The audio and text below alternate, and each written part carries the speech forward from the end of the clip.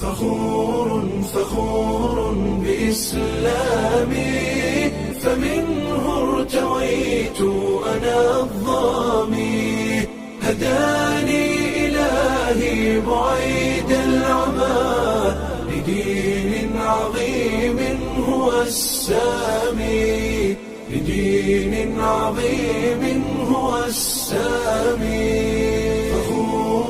فخور بإسلامي فمنه ارتويت أنا الظامي هداني إلهي بعيد العمى لدين عظيم هو السامي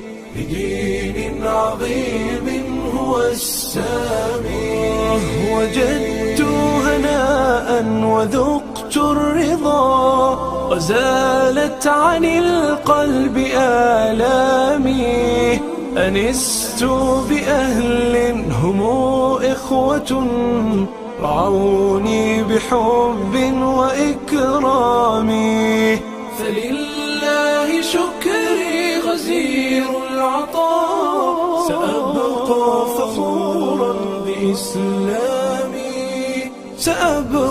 فخورا بإسلامي بسم الله الرحمن الرحيم. الحمد لله رب العالمين. أنزل إلينا أفضل كتاب وأرسل إلينا أفضل الرسل وجعلنا خير أمة أخرجت للناس، ثم الصلاة والسلام على سيد الأنبياء والمرسلين نبينا محمد وعلى آله وصحبه أجمعين. أيها الإخوة والأخوات، الضيوف الكرام، الآباء والأمهات، العلماء الفاضل، الطلاب جميعا، السلام عليكم ورحمة الله وبركاته. صلاة كذب. أولا الله يا mahad iska leh. Allah inaga dhigay islaam, inaga dhigay ummadii ugu khayr badneed, ummatu Muhammad. waxaan alla ka baryaynaa inuu noo kulansiiyo jannadiisa. ثانيا waxaan u mahadnaqayaa martida sharafta leh, waalidiinta, dhalinyarada, ardayda inay soo ajiibeen, waqtigooda qaaliga inoo hureen, yaan u mahadnaqayaa.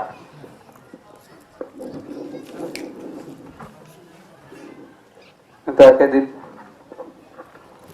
maanta waa maalin sabti ah, taariikhda hijriga ay tahay 16 bisha Shacbaan sanada 1443, kuna beegan 19 bisha Maarso sanada 2022.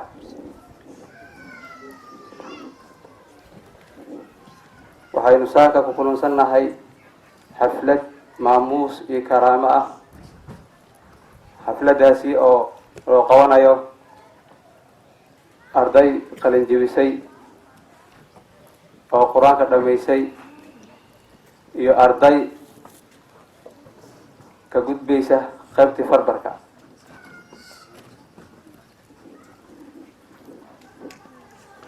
intaanan mawduucyasha kale uguda gelin, waxaan rabaa xafladda inaan ku furfuro, aan u waco arday آمين حسن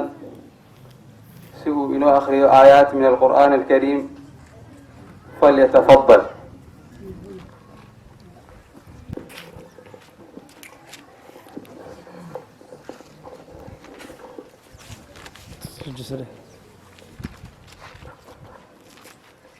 أعوذ بالله من الشيطان الرجيم. ومن يقنت منكن لله ورسوله وتعمل صالحا نؤتها أجرها مرتين وأعتدنا لها رزقا كريما. يا نساء النبي لستن كأحد من النساء إن اتقيتن فلا تخضعن بالقول فيطمع الذي في قلبه مرض وقلن قولا معروفا وقرن في بيوتكن لا تبرجن تبرج الجاهلية الأولى وأقمنا الصلاة وآتينا الزكاة وأطعنا الله ورسوله إنما يريد الله ليذهب عنكم الرجز أهل البيت ويطهركم تطهيرا واذكرن ما يتلى في بيوتكن من آيات الله والحكمة إن الله كان لطيفا خبيرا. إن المسلمين والمسلمات والمؤمنين والمؤمنات والقانتين والقانتات والصادقين والصادقات والصابرين والصابرات والخاشعين والخاشعات والمتصدقين والمتصدقات والصائمين والصائمات والحافظين فروجهم والحافظات والذاكرين الله كثيرا والذاكرات أعد الله لهم مغفرة وأجرا عظيما. وما كان لمؤمن ولا مؤمنة إذا قضى الله ورسوله أمرا أن يكون لهم الخيرة من أمرهم ومن يعص الله ورسوله فقد ضل ضلالا مبينا. وإذ تقول للذي أنعم الله عليه وأنعمت عليه أمسك عليك زوجك واتق الله وتخفي في نفسك ما الله مبديه وتخشى الناس والله أحق أن تخشاه. فلما قضى زيد منها وطرا زوجناكها لكي لا يكون على المؤمنين حرج في أزواج أدعيائهم إذا قضوا منهن وطرا وكان أمر الله مفعولا. ما كان على النبي من حرج فيما فرض الله له سنة الله في الذين خلوا من قبل وكان أمر الله قدرا مقدورا. الذين يبلغون رسالات الله ويخشونه ولا يخشون أحدا إلا الله وكفى بالله حسيبا. ما كان محمد أبا أحد من رجالكم ولكن رسول الله وخاتم النبيين وكان الله بكل شيء عليما. يا أيها الذين آمنوا اذكروا الله ذكرا كثيرا وسبحوه بكرة وأصيلا. هو الذي يصلي عليكم وملائكته ليخرجكم من الظلمات إلى النور وكان بالمؤمنين رحيما. ما شاء الله ما شاء الله بارك الله فيك. أرضي وما سيهي waxaa inoogu xigayaa aan u weerayaa ardayga Salmaan oo inoo soo jeedin doona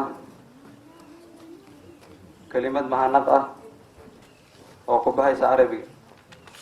فليتفضل مشكورا.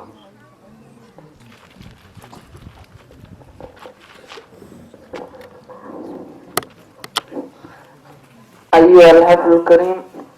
السلام عليكم ورحمة الله وبركاته. فما أجمل اللقاء مع أهل اللد والصفاء، وما أعظم الإيمان إذا اجتمع الإخوان لاستماع القرآن، وأن الزمان والمكان لا يشرف بشرف الغاية، فكيف إذا كانت الغاية أعظم المقاصد وأجل المطالب، حفظ كتاب الله. ونحن اليوم نجتمع في هذه المناسبة المباركة، وهي الحفل الختامي لتحفيظ القرآن الكريم. وأنني في هذا المقام أوجه عدة الرسائل. الرسالة الأولى لحفظ القرآن الكريم، فأقول: كم عدد المسلمين؟ إنهم كثير جدا، ولكن من هم الخيار؟ وأيهم أعلى المراتب؟ إنهم ولا شك حفظوا القرآن الكريم. نطق بذلك المعصوم إذ يقول: خيركم من تعلم القرآن وعلمه. فهم كالنجوم تضيء السماء وتزينها ويهتدي بها كل الناس. الرسالة الثانية للمعلم المبارك لمن صبر وصابر وبذل جهده ووقته وماله من أجل كتاب الله. أنت خير الناس، ورسالتك أعظم رسالة، ولا أخفيك سرا. إني لم أتعلم منك صحة القراءة فقط، بل تعلمت منك حبك الخير، وتعلمت منك تواضعك وحرصك، وتعلمت منك أدبك وورعك وحبك للأجر وبحثك لطرق الخير، فكنت لي معلم وقدوة. فاسأل الله العظيم أن يبارك لك في عمرك وجهدك ووقتك وذريتك ومالك، وأن يحمدك من أهل الفردوس الأعلى. الرسالة الثالثة إلى الوالد العزيز، إلى الوالد الذي جعل بين عينيه صلاح ابنه وسلك أفضل الطرق. لذلك إلى الوالد الذي هو ولا شك أسعد الناس بابنه اليوم ويوم القيامة عند الشفاعة، وعندما يلبسه ابنه تاج الكرامة، جزاء له على سعيه في كتاب رب العالمين. وشكرا، والسلام عليكم ورحمة الله وبركاته.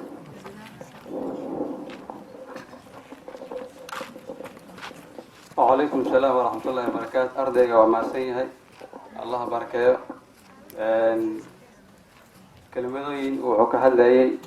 ومهنقي والدينتا معلمينتا يأردها. انت كدب وحينو حكاية خطبة فيصل، فليتفضل مشكورا.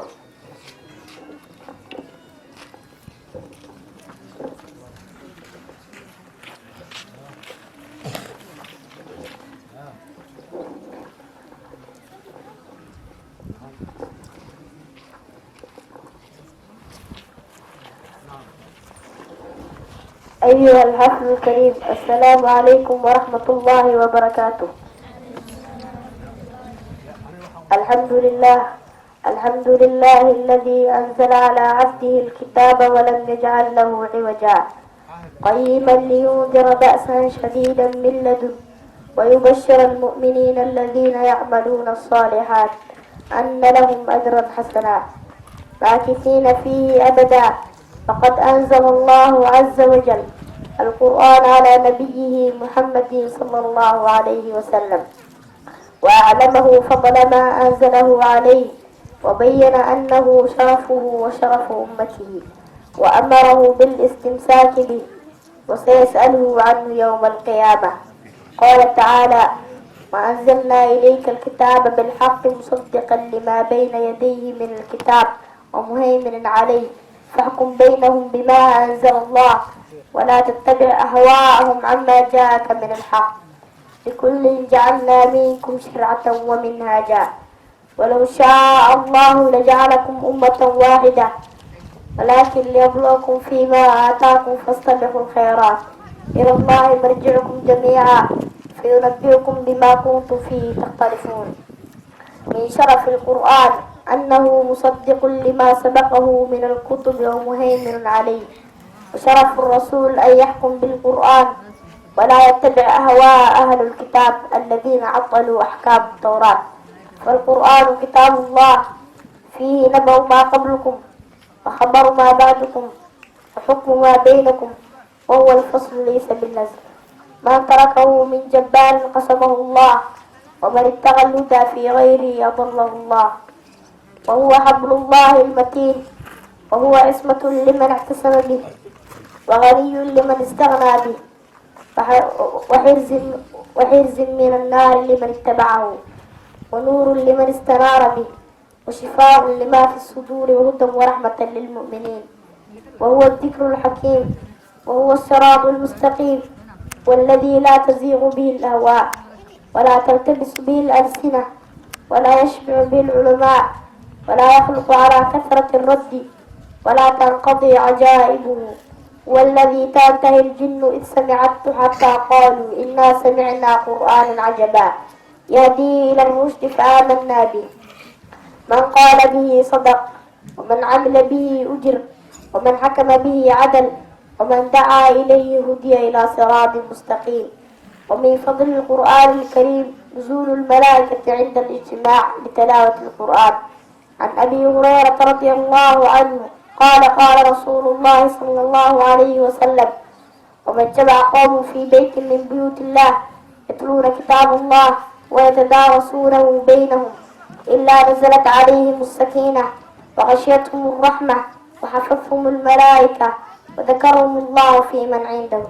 عن عمر بن الخطاب رضي الله عنه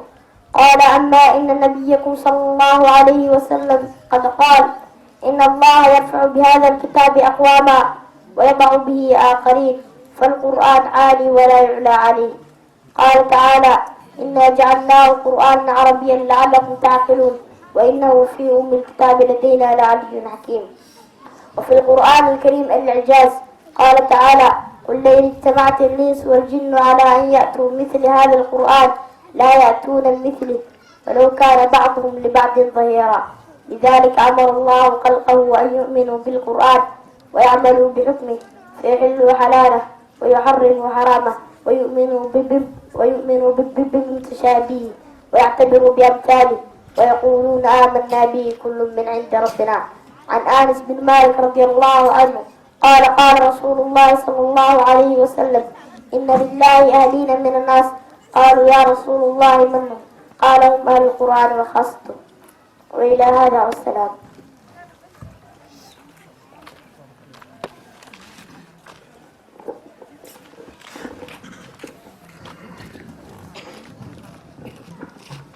بارك الله فيك. الله بركة. الخطبة waxay ahayd fadliga uu leeyahay quraanka kariimka. fadaaisha quraanka lagu soo koobi karo aad bay fara badan yihiin. marka carabtu waxay leedahay kullu inaa'in bima fihi yandah. weel walba wixii lagu shubta ayuu soo maaxaya. hadda waxaan u yeerayaa arday inoo soo jeedin doona qasiida ka hadlaysa qaabka quraanka lagu barto. عبد الرحمن أحمد فليتفضل.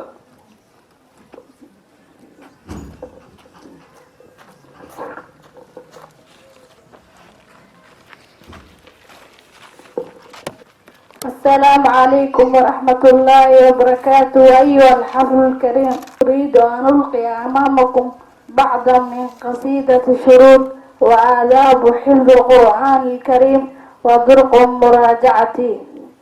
الحمد لله الذي أغناني وأعزني بتلاوة القرآن، ثم الصلاة على النبي المصطفى خير البرايا من بني عدنان.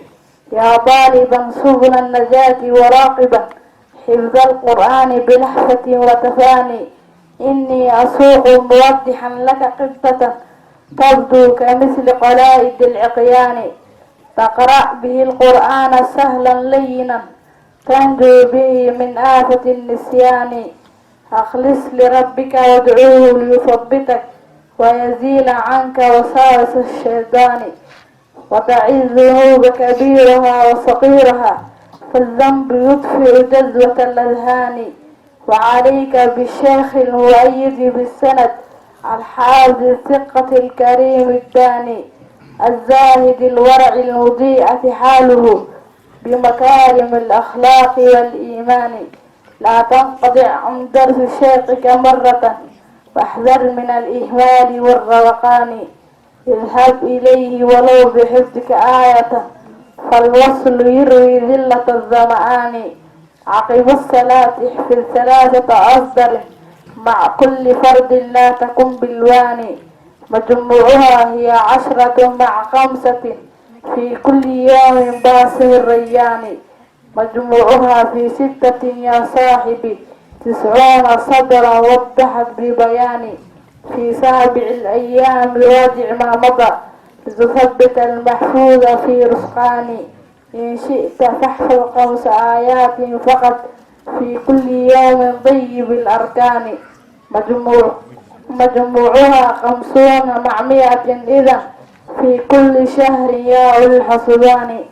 راجع وكرر ما حفظت بلا ملل واكتبه مشروحا ببعض معاني.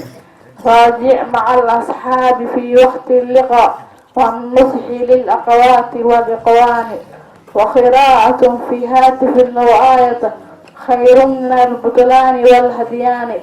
واقرأ بوردك في قيامك بالدجى فالليل فيه لطائف المنان.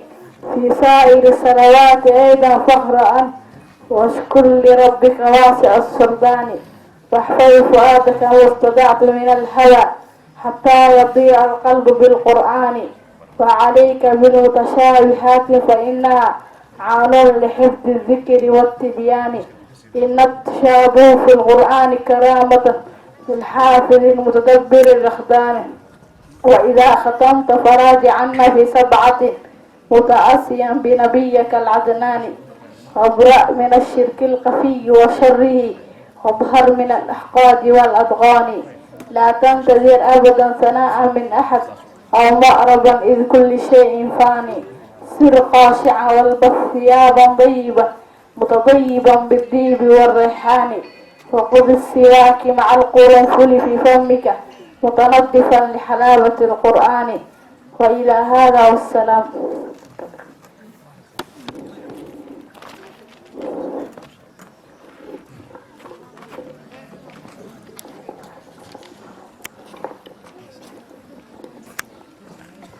ما شاء الله بارك الله فيك. قصيدة waxay ka hadlaysay qaabka quraanka loo baran karo sida fudud oo quraanka lagu baran karo oo la muraajacin karo. ardayga waa maasan yahay. waxaa inoogu xigayaa oo aan soo dhaweynaya gabdho inuu akhrin doona kitaab siira ah oo hogaaminaysa Raxma Saciid.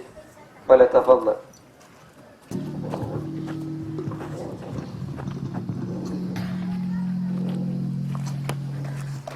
السلام عليكم ورحمة الله وبركاته. أيها الحفل الكريم، سنشارك أنا وإخوتي لكم مادة من مواد المدرسة وهي مادة السيرة، كتاب الأرجوزة المائية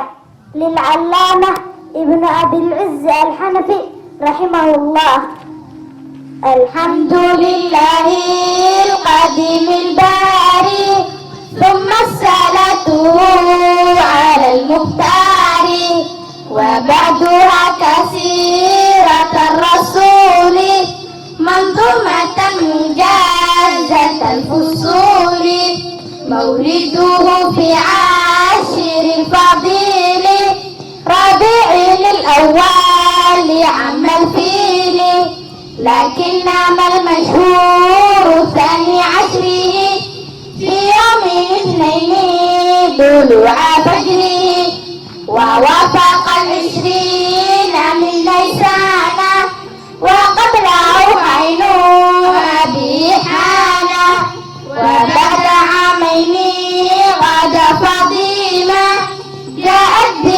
ترضعه سليما حليمة لأمه وعادت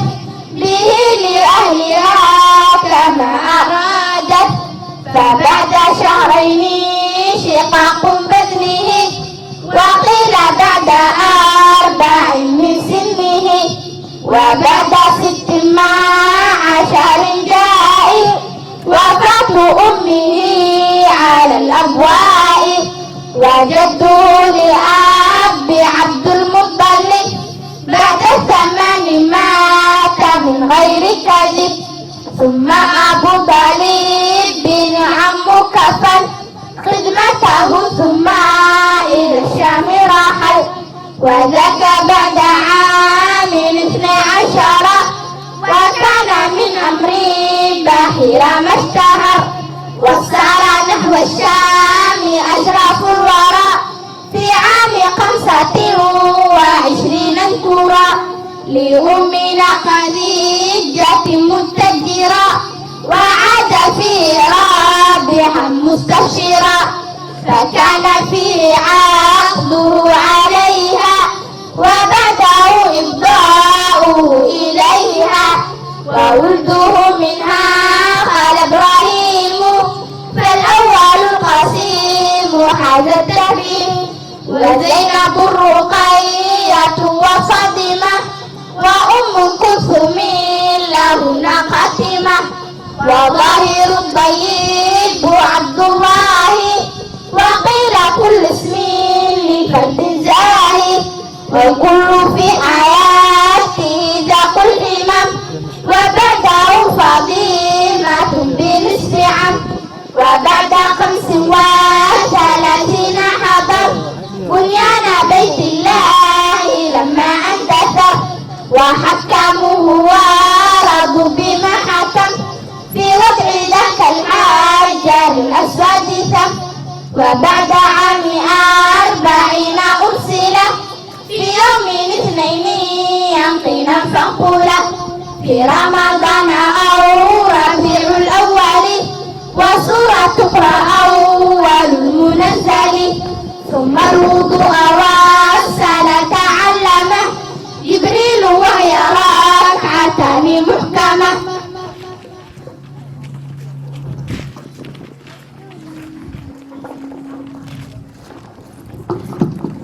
الله قبلها ما يسيهن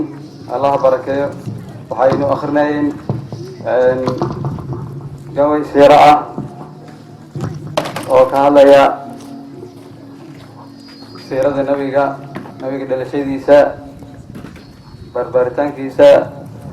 يو وقت جل سوسارة إلا وقت الكريمني حنقول بينا sidoo kale waxaa u yeerayaa gabdho inuu akhrin doona aljazariya ay hogaaminayso saabiriin falyatafadal.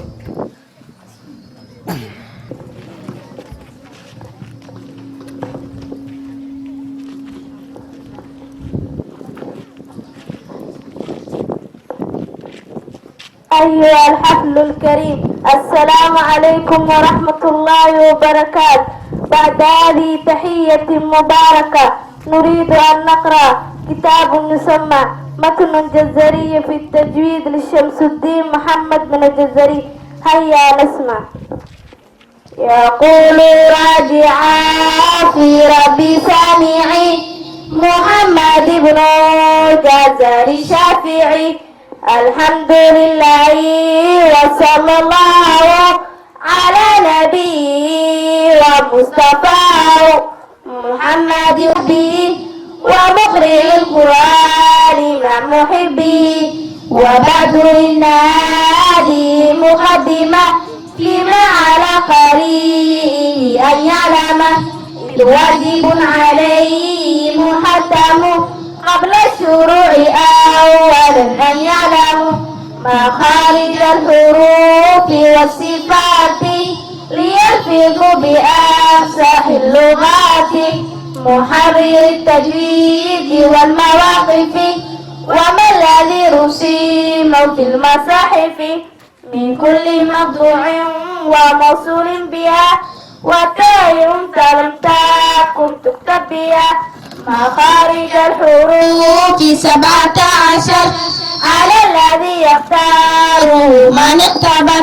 فألف في وقتها وإن حروف ثم الدليل وإن تنتهي ثم لأصل الحلق همز هاء ثم لوصله فعل حاء أدناه غين خاء والقاف أحسن لسان فوق ثم الكاف أسفل والوصل فجيم الشين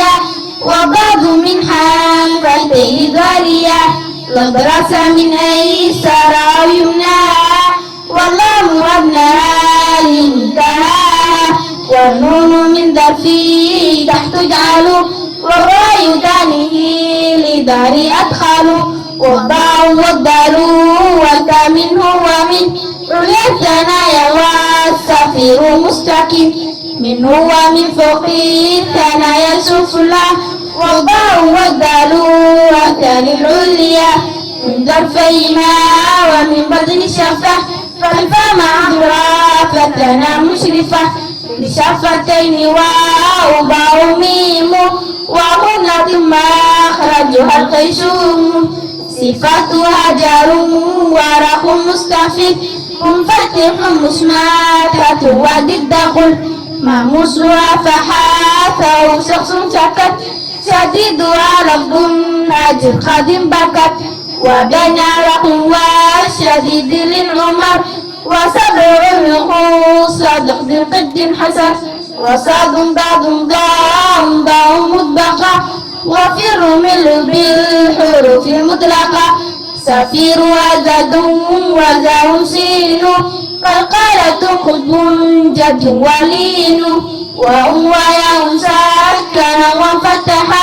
قبلهما والانحراف صحيحا في اللام والراء وبتكرير جعل وللتفشي السين ضاد يستدر والأخذ بالتجويد حتم لازم من لم يجود القرآن آثم لأنه به الإله أنزله وأكل منه إلينا وصله وهو أيضا حلية التلاوة وزينة الأداء والقراءة وهو إعداء الحروف حقا من كل صفة لا ومستحقا ورد كل واحد لأصله واللفظ في نذيره كمثله مكملا من غير ما تكلف باللطف في النطق بلا تعسف وليس بينه وبين تركه إلا رياضة امرئ بفكه.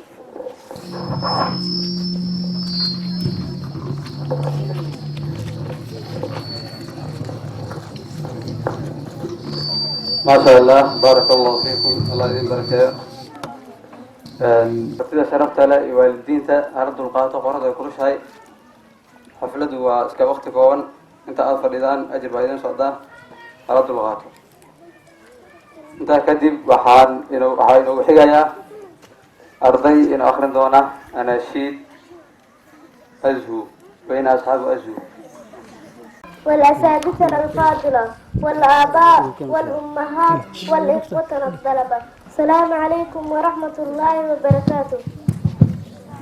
أمامكم طلاب المدرسة القام التحفيظ القرآن الكريم ونقدم إليكم أناشيد بعنوان الزوافر بسرحا ومستر ستين أكثر لكي بالنور أظهر الزوافر بسرحا ومصدر ستين أكثر لكي بالنور أظهر وأنت خير وارث يا أجمل المدارس وأنت خير وارث أزو يعلو جناحي إذا راويت قلبي يسمع نجاحي إذا نسيت دربي وأدمت غير غارس يا أجمل المدارس وأدمت غير غارس أزو يا قلبي سرحا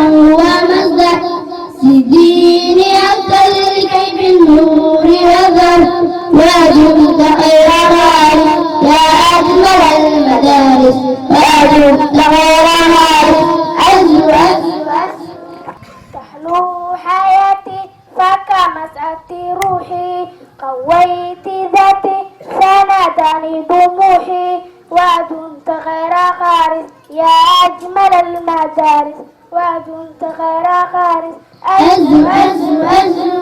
أزو وأفخر بأسرع ومصدر سيديني أكل كي نوري أقر ودمت خير خارس يا أجمل المدارس ودمت خير خارس. أزو أزو أزو تدين علما ولا أمل منك تدين علما ولا غنى عنك ودمت خير حارس يا أجمل المدارس ودمت خير حارس. أزو أزو أزو أزو وأفخر بسرحا ومصدر زديني أبتل كي بنوري أثر. أزو وأفخر بسرحا ومصدر زديني أبتل كي بنوري أثر ودمت خير حارس يا أجمل المدارس ودمت خير حارس. ومنك عيني رأت بلادي برد ديني لا يسعى فؤادي ودمت خير فارس يا أجمل المدارس ودمت خير فارس. أزو أزو أزو أزو وأفخر بسرحا ومصدر زديني أبتل كي بالنور أظهر ودمت خير خارس يا أجمل المدارس ودمت خير خارس. أزو أزو أزو علمتني أن أسلك القوم وإحسان علمتني أن أحب الخير للناس ودمت غير غالب يا أجمل المدارس ودمت غير غالب. أزو أزو أزو أزو وأفخر بسرحا ومصدر زديني أبتل كي بالنور أظهر ودمت خير غالب يا أجمل المدارس ودمت خير غالب. أزو أزو أزو 20 عاما وأنت في المعالي 20 عاما ولم تخب ليالي ودمت غير غالب يا أجمل المدارس ودمت غير غالب. أزو أزو أزو أزو وأفخر بسرحا ومصدر زديني أبتل كي بالنور أظهر. أزو وأفخر بسرحا ومصدر زديني أبتل كي بالنور أظهر ودمت خير غالب يا أجمل المدارس ودمت خير غالب. أزو أزو أزو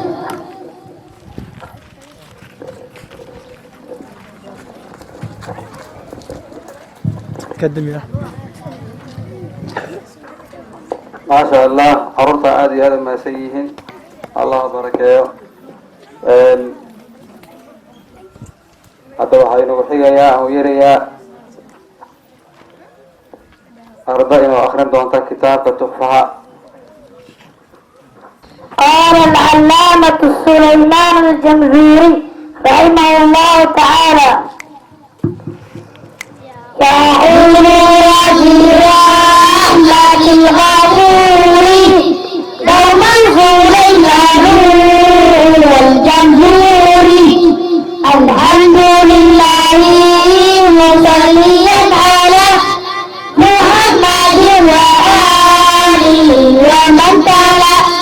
وبعد هذا النجم للمريد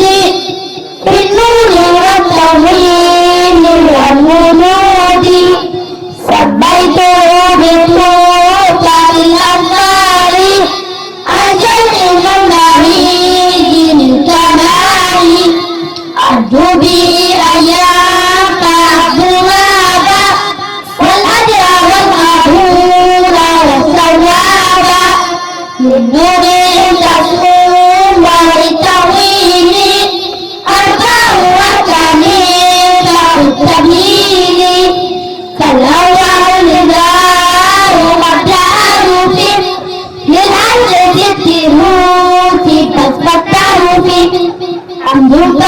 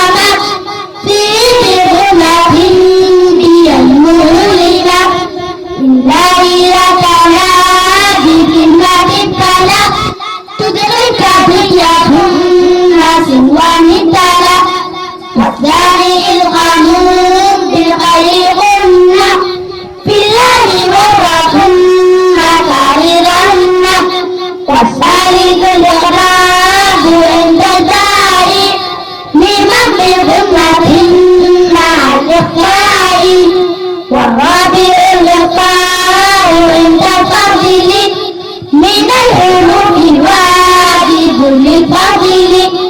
في 5 من باب عشر رجوع في كل هذا البيت قد ضربتها 16 شخص قسما تنتهي بالبيت قد ضربنا وهن مما سننا تبدأ وسمي كل حرف هن كبدا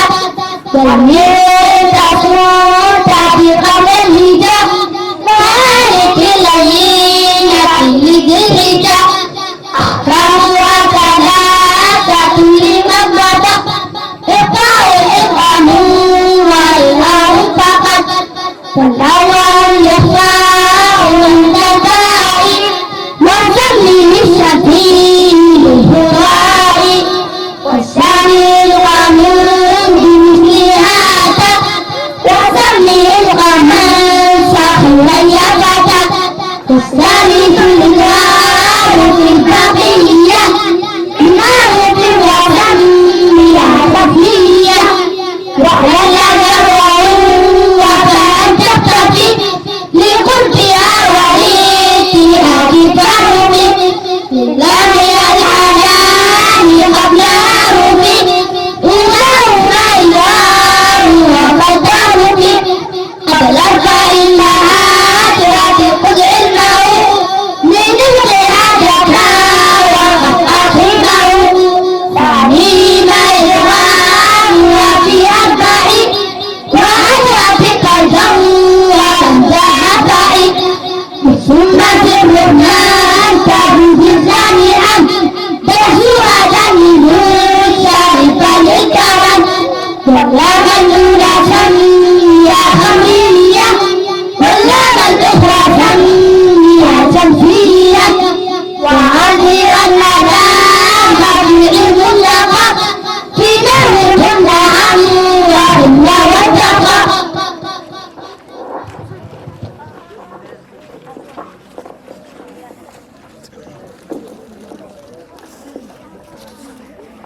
ما شاء الله أرضو الله بركة waxaynu akhrinayn kitaab tuhfa kitaabkaas oo ah kitaab tajwiid ah ka hadlaya tajwiidka iyo axkaamtiisa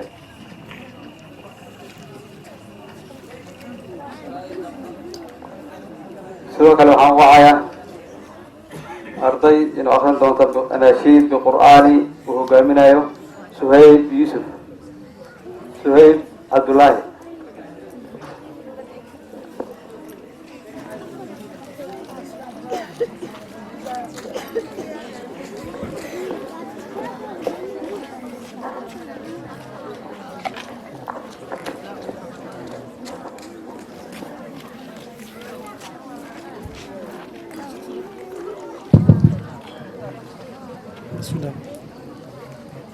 بسم الله الرحمن الرحيم. السلام عليكم ورحمة الله وبركاته. أيها الحفل الكريم، نحن التلاميذ من مدرسة المركز الخرم نريد أن نقدم لكم هذه النشيدة.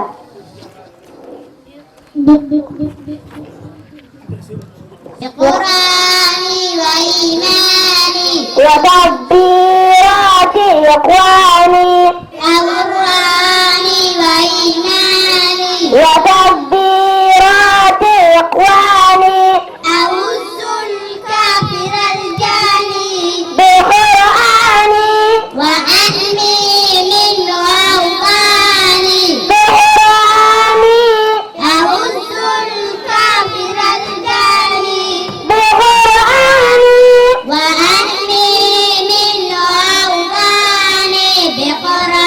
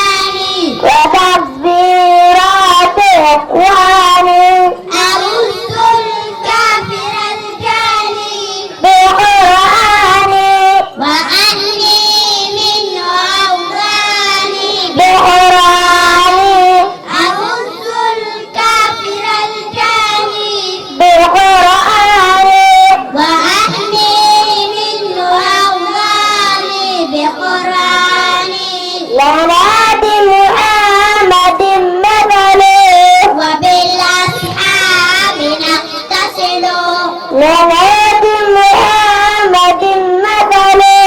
وبالأصحاب نتصل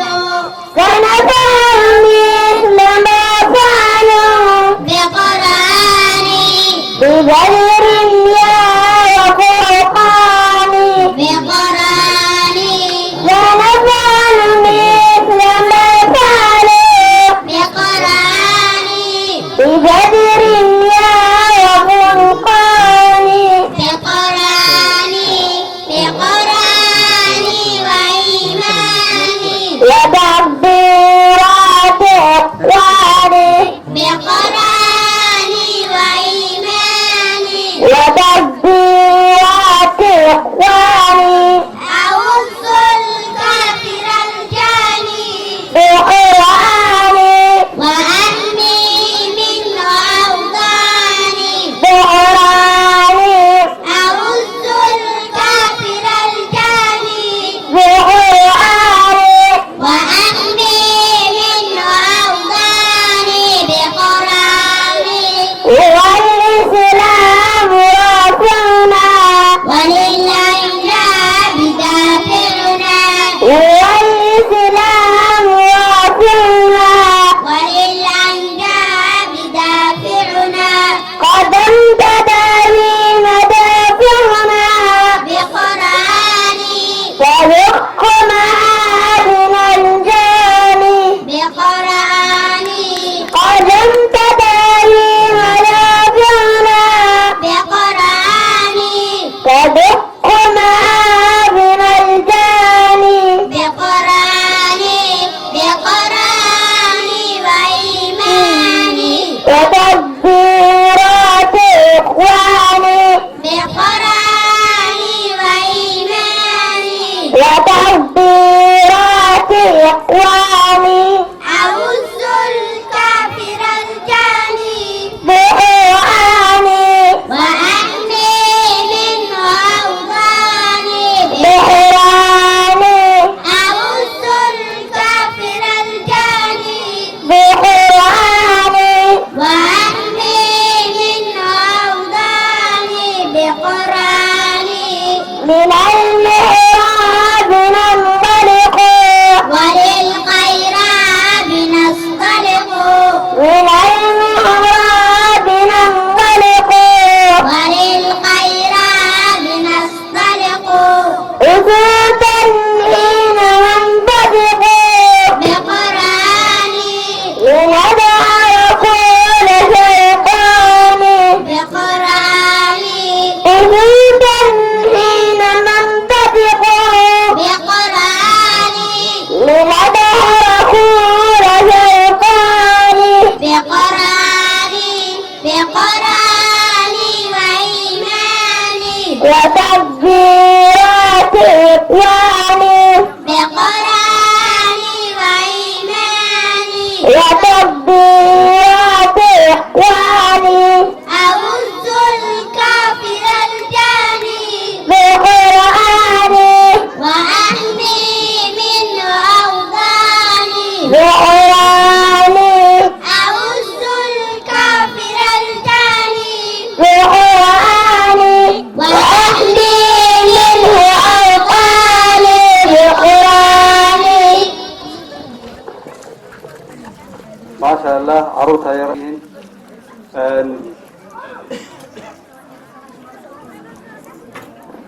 waxaan kelimad siin doonaa wasiirka markaska si uu inooga waramo markaska iyo axwaashiisa. intaa ka hor waxaan u yeerayaa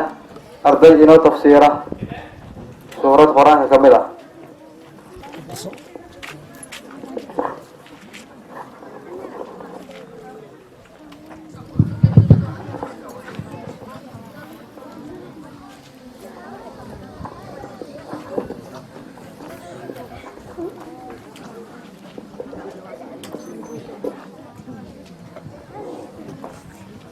السلام عليكم ورحمة الله وبركاته. سورة الفيل سورة مكية. سورة من قصص كان ليس قصة كان كعبان وأصحاب كيسة مكة قصة ديوان كعبان منقول كبدني بسم الله الرحمن الرحيم Allahku bilang hariku dia mikir dan harista. ألم تر كيف فعل ربك بأصحاب الفيل Ia yang negara Muhammad sidu fil Rabbi yang mereka hati sidu kufale. ألم يجعل كيدهم في تضليل Yusankelin dagarta ada kesaran yusankelin. وأرسل عليهم طيرا أبابيل Yusan turun sembira asakah istighfar. ترميهم بحجارة من سجيل Sembira asakutira dagahan saudara dia. فجعلهم كعصف مأكول Yusankelin balagake. Masya Allah, barakallahu fikum. Caruurta aada umahadsan yihiin. Halkaa waxaan usoo ilaabay caruurtii inuu akrinaysay kutaabada kala duwan. Hadda waxaan ku wareejinayaa, u yeerayaa, soo dhaweynayaa wasiirka markaska aan kelimad siinayaa si uu maaragtay axwaasha markaska inooga waramo. فليتفضل.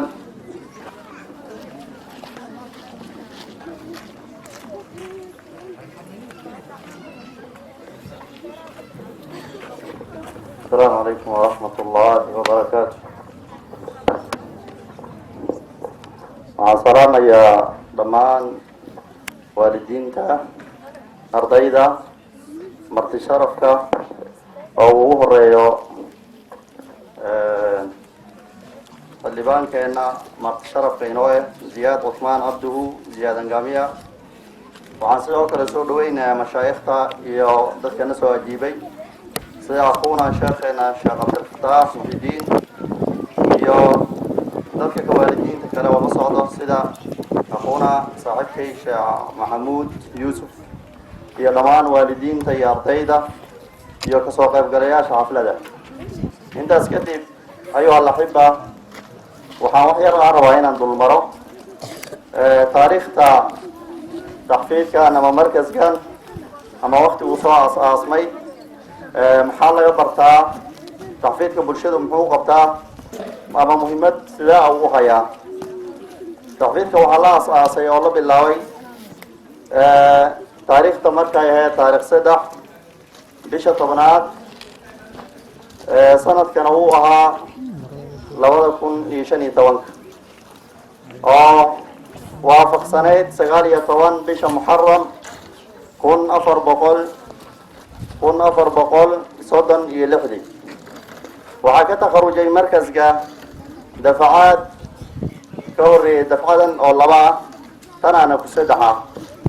taxfiidka dafacooyinkaas ka takharujay markii isku dardaro cadad ahaan waxay gaarayaan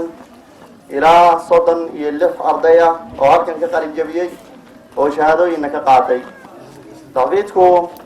waxaa lagu bartaa xifdinta qur-aanka kariimka, hingaada ama kitaabada ama qoraalka ama hingaada saa u taqaanaanba. wuxuu intaas dheer uu qabtaa taxfiidka ama ummadda uu bara ama ardayda meeshan la keenay oo intaas dheer duruus idaafi ah sida siirada nabiga, axaadiista, fiqhiga, tawxiidka iyo tarbiyada iyo akhlaaqda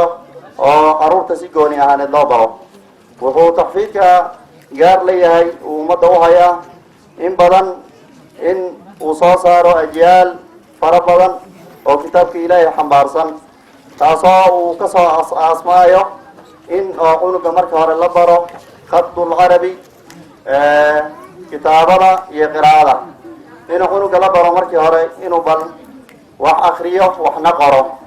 taasoo aan ku xirnayn heerku gaaray. waxaa dhici kartaa maanta waxaa inoo weheliyaa dadka takharujaya ama qalin jabinayo caruur kale oo ka gudubtay alkitaaba walqiraa'a ama akrinta iyo qoraalka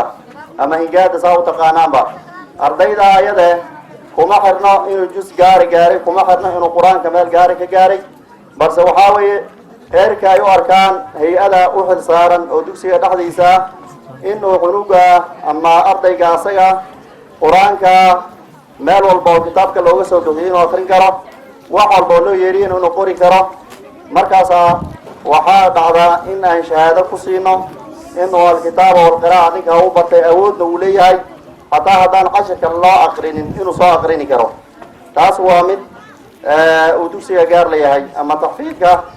waxaa sidoo kale uu gaar leeyahay inuu akhlaaqda iyo tarbiyada wanaagsan carruurta uu ka dhiso sida salaada barashadeeda iyo siirada nabiga inay bartaan iyo tawxiidka inay bartaan carruurta waxaa mahad gaar iska leh intaa uu taxfiidka uu socday ama uu taagnaa taxfiidka asaga in ay garabkeena taagnaayeen waalidiinta sharafta badan oo inugu taageersanayeen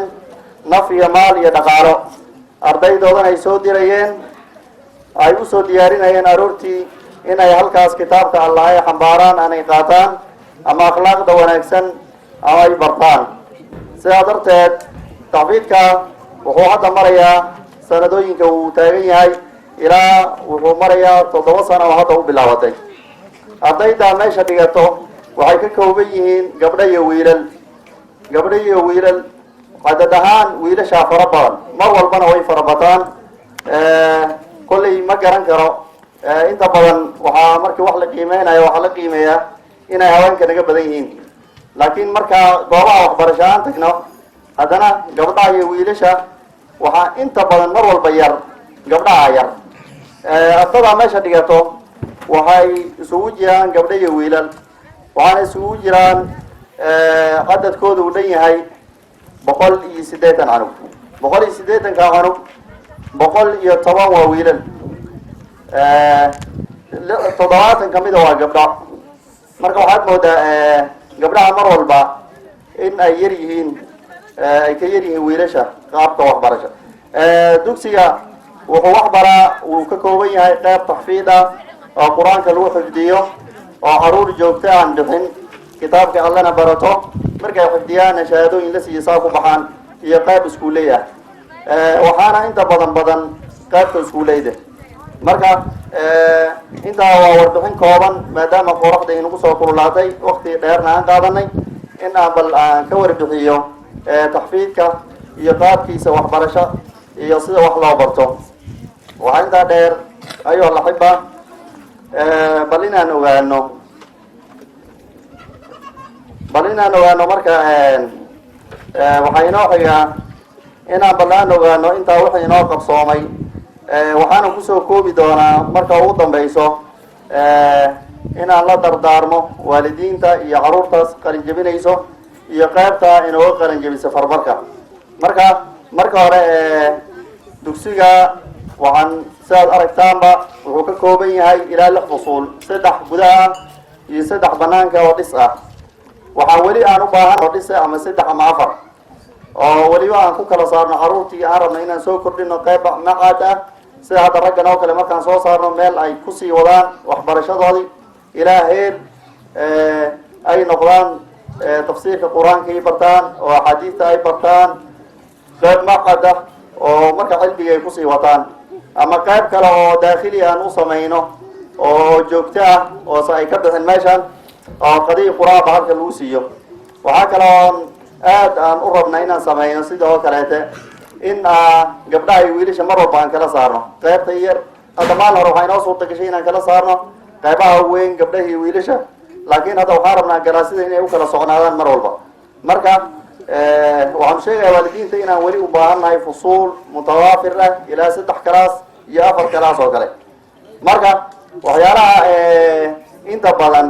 caqabooyinka jira waxaa kamid ah in beryadan iskuul u jiro iskuulkaas oo waalidiinta ay dulqaad u yeelan layihiin in caruurtooda ilaa heer cunuga uu barto ama qur-aanka halkan uu ku codsiyo wuxuu kuu sugi qofka waalidka intuu canugiisa uu ka farbaranayo da-duu joogo intuu la dhan yahay uma fiirinayo markuu isra uu farbartay ama waxuu qori karaa uu qaadayaa iskuul u geyni iskuulka marka caqabado badanaa ka jiraan xanugii maskaxdiisa oo qaadi karin in labadaa meel u dhigto iyo iskuulka oo waktigiisa fara badan iskuulka marka inta badan aroortii la tagaa haddana 10 saac laga yimaadaa xanugii waxaa laga yaabaa inuu heer uu ka yaryahay 10 sana ama markuu u weynahay 10 sano u yahay berita marka waxaa laga yaabaa waalidkii xanugii oo daalan inuu ku yimaado galabtii cashiradii iyo duruustii halkan laga bixin lahaa ay culeys ku noqdaan berita wuxuu ku leeyahay marka waalidkii waxaa dhacay hoos u dhacaa jira xunuga dhankiisii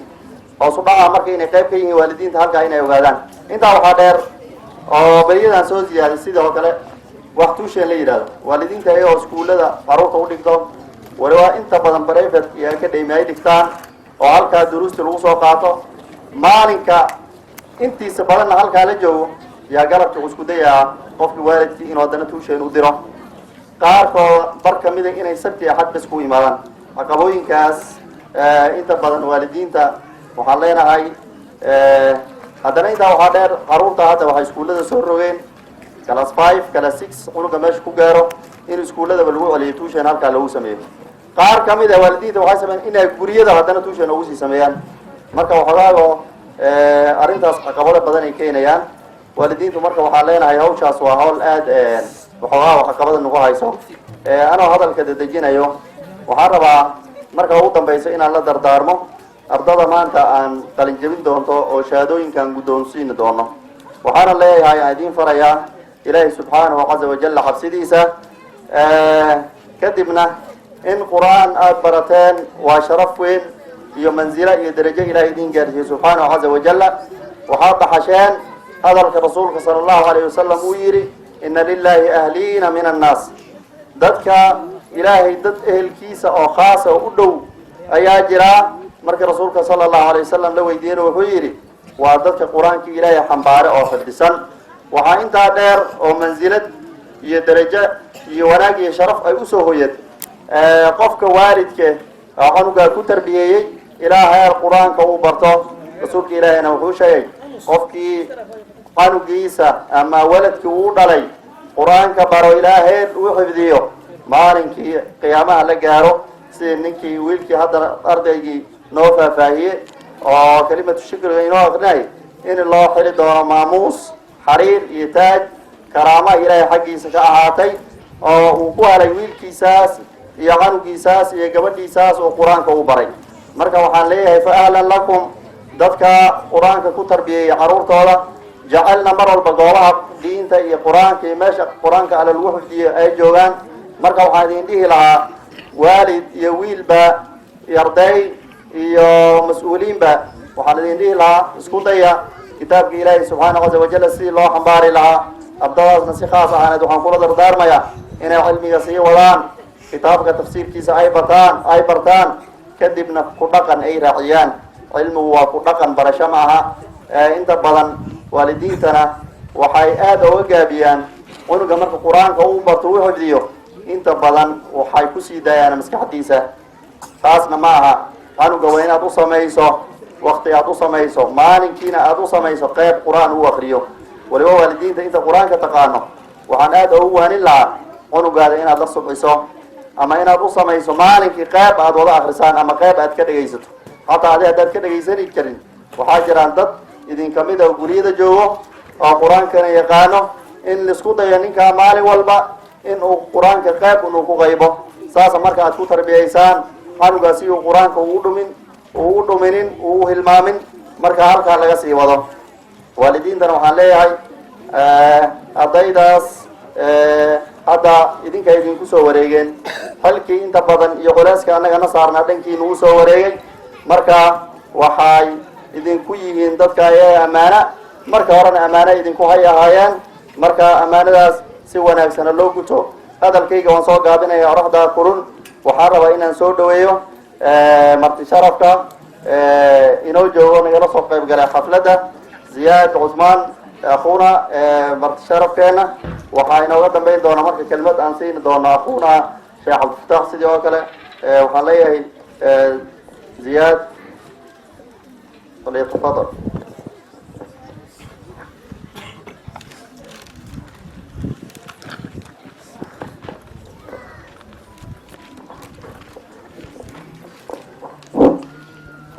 بسم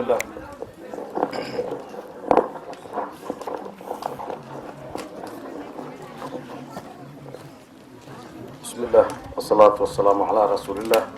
السلام عليكم ورحمة الله وبركاته. مديرك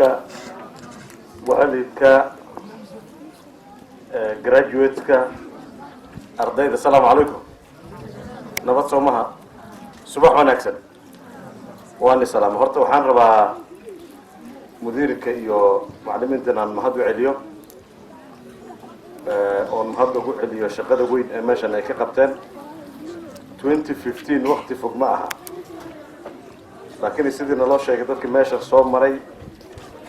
في حفلة المانت أن تاجرنا هاي وحتصيص جهد وين إن لجوب بحيي أو ما ركتي شقة أي كشماشة برضو يكون مهتمين سيدا المقلي نماشن قرآن بان لا أخريي قضاء لا أخريي قصيدة لا أخريي شاعر بان لا أخريي تفسير بان لا سميي marka juhdigaas juhdi aad u weyn weeyo waxaan leenahay jazakallahu alkhayr allah niga abal mariyo waxaan ma leeyahay maamuuska xafladda maanta waa qalin jibinta gabadha iyo wiilasha meesha fadhiyaan meesha waxaa ku qoran candidates laakiin waxaa fiican in lagu qoro graduation waa qalin jibin mogta candidates waa markay imtixaan ku fariisanayeen hadda waa graduates way qalin jibeen way maamuseen experience kayga haddaan ka hadlo maamadooba waxay tiri odayaashan rabcadooda inaan fiiriye aniga maxay tiri af ingiriiska kuma hadli kari laakiin aad baan yaan u fahmaa bay tiri maxaan carruurtaydaa ku sheekaystaa waxaan u malay wixii la akrinaye annagana waalidka wax baan ka fahanay hataa dadka annaga aan madrasada gelin wax badan baan yaan ka fahanay ilaa wax badan baan soo joognay oo qaala allah qaala rasuulullah naloo sheegay marka ayadana allah nagu anfaco aniga maanta waxaan rabaa inaan ka hadlo waxa la yiraahdo akhlaaq diinta waan baranay juhdi baa lagu bixiyey carruur yaryaroo wanaagsan oo aad aan u jecel lahaa meesha fadhiyaan laakiin su-aasha waxaa weeye markay meesha ka baxaan oon suuqa kusii dayno maxay la kulmi doonaan magaaladan waa magaalo weyn waa magaalo barakaysan waagii aan ka shaqayn jiray meerka aan ka ahaa aradan dad hoosaa iska deganaa guryaha badan ma jirin maanta markaan soo socday xoogaa waan dhumay magaalada aad bay u weynaatay magaalada hadday weynaatana waxyaalo badan bay ay la imaan waagii ugu dambeysay 2006 oo kale waxaan xirnay meeshii ayaanaha lagu tumi jiray inaa kasaysiin moogi xagga bulabunda waan xirnay baararkana inaan xiraan isku dayo waa kii maxkamadda la geeyey berigaa asaga muusig lagama aqaanin muusig lama tumi jirin barsad hadday jirto iyo wixii jiraba soo saas mahayn laakiin 2016 markaan soo noqda waxaan la kulma meeshan oo dhaanta waxa la yidhahdo lagu sii daaya dhaanta marka maalin baa nafteeda barsad qabay waxaa la yidhi dhaanta haddaa tumin wax kuu soo bixi ma laha markaan magaalada dhex marne maamooyinka jikada ku jiran cuntada karsanayan kudib banaanka ay soo istaageen ayagoo gacmaha saas leh waa mid tan labaad waxaa weeyo diinta waxaa xubin weyn ka ah akhlaaq akhlaaqdan waa inaan ilaalino maxaa yeelay ugu horeyn waxaa soo baxay waxa la yidhahda social media baraha bulshada af soomaaliya lagu dhahaa social mediaga ninka si fiican u adeegsado wax fiican baa laga heli maxaa yeele markaad youtube gasho waxaad arki sheekh umul iyo sheekh mustafa xaaji iyo sheekh dirir iyo niman qiimo badan shibli iyo hataa wadaado reer gaarisa waad ku arkay laakiin dhinaca kale balaayo weyn baa ka buuxda balaayo saa'id ayaa ka buuxda oo aan la taxmili karin waxaad ogtihiin carruurta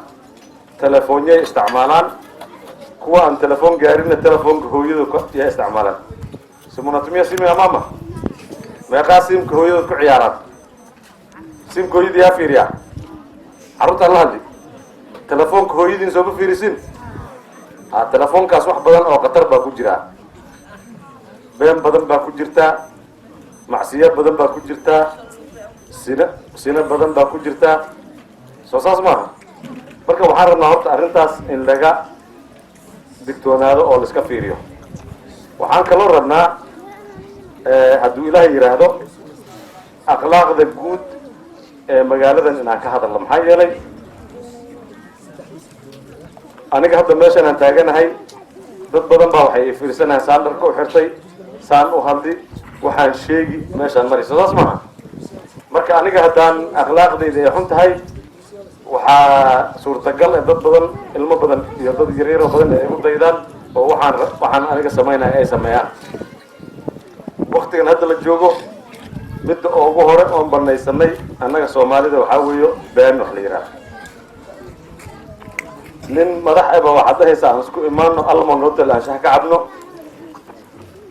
hotelkii baad fariisanaysaa telefoon baad u diray waxaad leedahay sheekh intee soo gaartay markaas wuxuu kuli waan soo gelaya gurigana kamuu soo bixin waa kow waa midda ugu hore waa waxaan lagu talagelin cid ku qasbaysa male shah baad soo cabi rabtaa been baad ku bilaabaysaa waa mid tan labaad waxaa weeyo waxa la yidhaahdo aflagaada mise caay intii meel public lasoo istaaga dadka la caayo madaxda la caayo dadka kale la caayo mise been loo sheego waxaa weeyo haddii aan arrimahaas wax laga qabanin qur-aankan iyo diintan aan baranayno kaamil ma noqonayo nama anfacayo marka aniga waxaan jeclahay dadka inaan u sheego arrimaha akhlaaqda hadda waktigan la joogana wakti siyaasi weeyo waa wakti siyaasi waa la isdhexgeli doonaa kuuraa la doonan doonaa aniga dadka kuuraha doonan baan ku jira laakiin waxaan rabaa waxyaalahan raba aad inaan iskaga fiiriyo waa akhlaaq xumada oo beenta ay kamid tahay waa akhlaaq xumada oo beenta oo ay fidmada ay kamid tahay waa akhlaaq xumada oo qoyska iyo qabiilka uu kamid yahay waa akhlaaq xumada oo baraha bulshada si xun loo isticmaalayo oo maaragtay dhalinyaro intii la adeegsado laleeyahay si xun wax usoo qora arrimaha aan rabna inaan ka hortagno mise aan ku boorino wadaadada iyo odayaasha iyo waalidka meesha fadhiyaan waxaa weeyo arrimahaas in laga hortago waxaa yeelay waxay dhibaato u keeni doontaa carruurtan quruxda badan ay meesha fadhiyaan ee diinta noo baranayaan ayay dhib u keeni doontaa tan kale oon raba inaan ka hadlo waxaa weeyo magaalada maskiinnimo badan bay soo bartay meeshan wixii iska deg loogu bixiy waad ka saysiin soo saas maaho iska deg maxaa loogu bixiy waan iska degna soomayn dhibaatana keentay waad garanaysid berigaas ayada dadkii meesha soo degay dad ula watay ahaayeen xoolo aan wadina soo qaxeen laakiin laisma dilin dadka isma dili jirin fulood baa la iska xiran jiray jiiraan baa la noqon jiray hadda waktigan aan joogno waxaa jirtaa in laisdilo magaalada la isku dilo xabad la isku dhufto arrintaasna sax ma ahaan umalayn maxaa yeele magaalo la isku dili magaalo la joogi kara ma aha sababta la isku dilina waxaa laleeyahay waa dhul laakiin aniga dhul way igala weyn tahay dhul laiskuma dili jirin markay gaajada jirto hadduu la dhergay oo la ilbaxay wax laiskugu dila ma garanayo waa arrin aan u baahan nahay waxaana kasii daran markii laisdilo lagama hadlo waa sidii wixii waxba dhicin marka dilka hadduu fududaado akhlaaqdiina way sii hallaabaysaa diintiina way nuglaanaysaa oo laga baxayaa bulshadana way hallaabi marka arrimaha aan rabno in laga hadlo hadda waktigan oo soo socdo waa arrimahaas oo akhlaaqda ku saabsan beenta inaan iska ilaalino ballanta inaan iska ilaalino beenbeenta carruurteennan inaan u horseedno jidkii wanaagsanaa ee la raba inaan u horseedno waxaa kale aniga kuma soo talagelin xafladan xaligan baan lii sheegay saakan waan iska imaaday waxaan rabaa inaan ardaydan qalinjibiyen inaan u tahniideeyo congratulations mulifanya kazi mzuri ilaahay ajir haniga siiyo ilaahay waxaad barateen hanigu anfaco ilaahay hanila garab galo kuwii muslimiinta wax barana allah haniga dhigo qisooyinkii hadda naloo sheegay abu hurayra iyo nimanka lii sheegay xaniifa iyo inigoo kale ahayn soo saas mayn marka inigana waxaa la rabaa tubta ayada inaad qaadaan oo dadka aada anfacdaan lastly marka ugu dambayso waxaan dhahay sawaad yar baan soo diri waxaan u sheegay bundirkaan u sheegay marka wixii badersi iyo masaajid waxaa laga bixiya lama sheego isagaa sheegi markay u imaato isagaa sheegi doonaa marka waxaan ilaahay jazaaka allahum khayr waa mahadsantiin ma rabi inaan siyaasi ka hadlo maxaa yeele waxay naga hadlaynaysaa mawduuci meesha aan u fadhinay quruxda badnaa ee taxfiidka iyo qur-aanka ahaa buu naga hadlayn laakiin waan isku soo noqon doonaa markaan guryaha soo galno laakiin maxaa shardi ah beenta inaan iska ilaalino maxaa shardi ah fidmada inaan dayno maxaa shardi ah akhlaaqda inaan hagaajino hadduu ilaah yaraah asalaamu calaykum waraxmat ullahi wabarakaatu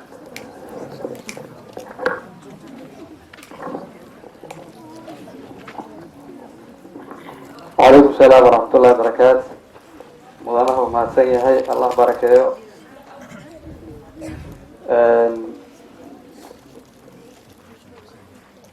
عن هذا كلمة سينا يا الفضيلة الشيخ عبد الفتاح فليتفضل مشكورا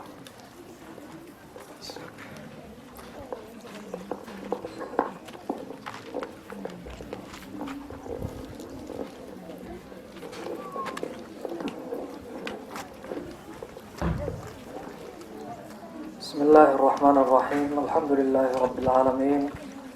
صلى الله وسلم وبارك على نبينا محمد وآله وصحبه أجمعين أما بعد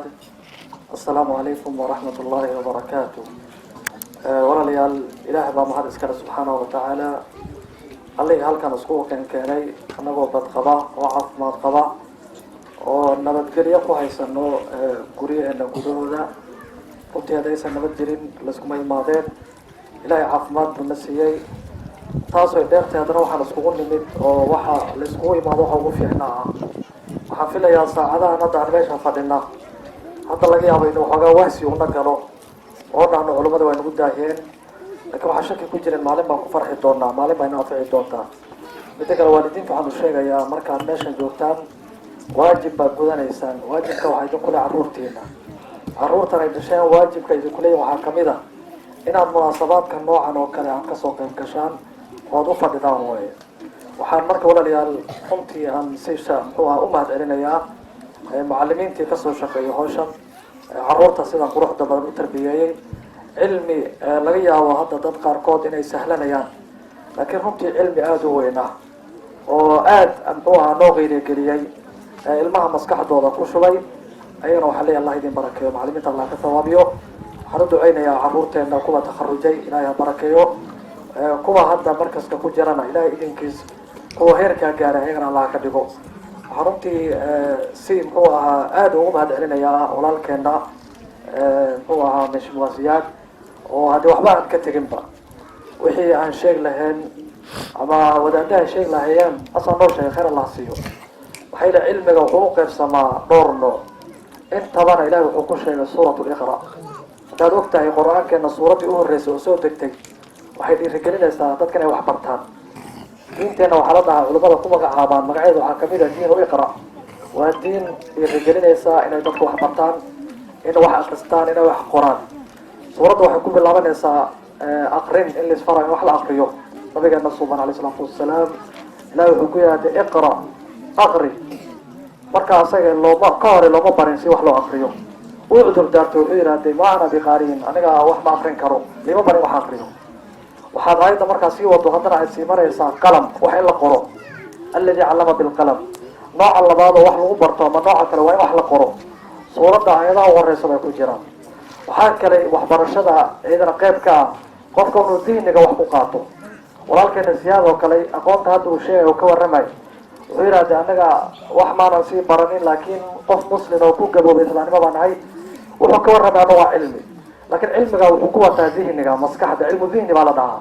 soomaalida waxay u taqaanaa cilmi dhagood dadka marka muslimiinta xataa hadday madraso tegin ku dhex weynaaday islaamnimada oo ku ciroobay wuxuu haystaa macluumaad badan buu diinta ka haystaa marka qodobka uu ka hadlay naftiisa waa runtii qodobkii ugu muhiimsanaa waye oo hataa aniga nafteyaan maskaxda ku haye waa tarbiyada waxa la dhaho waa akhlaaqda waxa la dhaho caruurteenna inaan tarbiyayno marka la weydiiya nabiga calay isalaatu wasalaam xuquuqday caruurta waalidka kuleeyihiin muusan sheegin cunto muu ka bilaabin wuxuu yidhaahday an tuxsina adaba hadal noocaasa inaad edbiso oo weliba edabtiisa aad hagaajiso. walaalkeen aan noo sheegay waqti runtii waxaan ku jirnaa ay xaaladda aada u adag tahay xagga tarbiyada marka laga hadlayo, sababtoo adduunyada o dhan waxay noqotay hal tuulo oo meel degan. waxaa ka dhacayo qaaradda ugu dambayso halkan aan kala soconnaa. meeshaas ayada uu sheegay baraha bulshada dadka ku jiro waa dad aan isku dhaqan ahayn, waa dad aan isku diin ahayn, waa dad waxa anaga aan u arkayno xumaan ayaga ku faana.